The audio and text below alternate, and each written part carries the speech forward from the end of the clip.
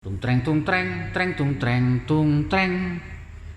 Talulu talulu talulu talulu. Apelo. Tung tang. Dan. Wah, mana nih orang nih? Dan. Iya, apa? Gue udah ngecengin bre. Suwe tuh orang. Kenapa?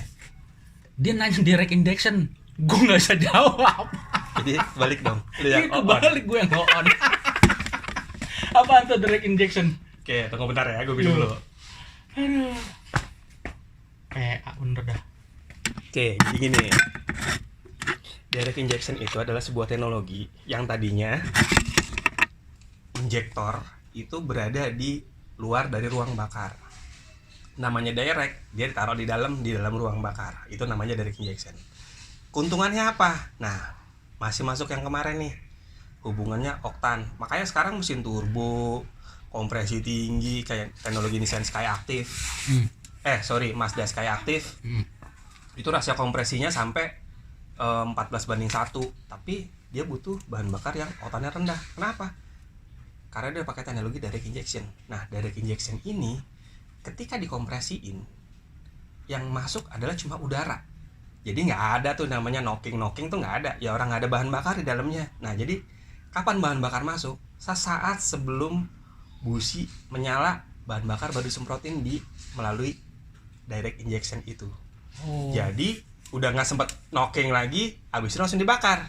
Selesai masalahnya. Itulah kenapa sekarang mesin turbo, terus rasio kompresi tinggi, semua udah nggak butuh lagi oktan tinggi. Kenapa? Ya itu tadi, karena udah nggak ada sesuatu yang dikompresiin, tidak ada sesuatu yang mungkin untuk knocking.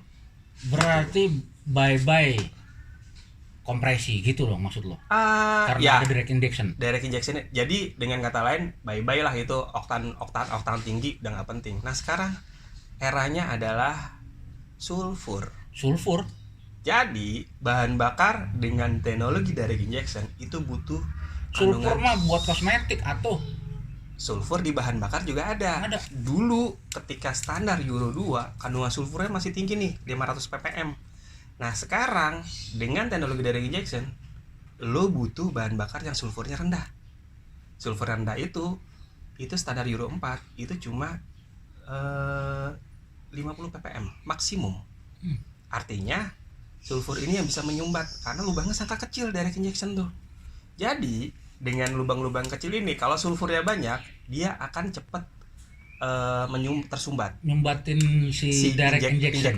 Injektornya itu akan tersumbat. Nah makanya sekarang udah bukan oktannya lagi yang dipikirin, gimana caranya kita pakai sulfur yang rendah. Nah sulfur yang rendah ini saat ini sudah ready di Pertalite. Pertalite masih ada sulfur. Sulfurnya masih ada, tapi standar Euro-nya masih tinggi, masih Euro 2. Dia masih 500 ppm. Makanya gosip-gosipnya Pertalite mau dihapusin. Kenapa? Karena udah nggak sanggup lagi untuk memenuhi kandungan Euro 4. Euro 4 udah nggak sanggup. Gitu kan. Jadi dia akan pilihannya langsung RON 92 atau up 9. RON 92. Ya, RON 92 up lah. Ke atas itu sudah standarnya Euro 4.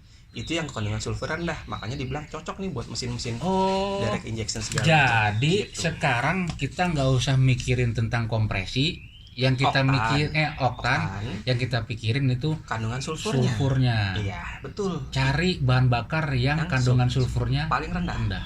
Itu yang bikin awet bahan bakar dan awet olinya juga. Gitu. Oke. Mau ke bre lagi. Dasar. Oke nggak? Cuy, di like and subscribe dong.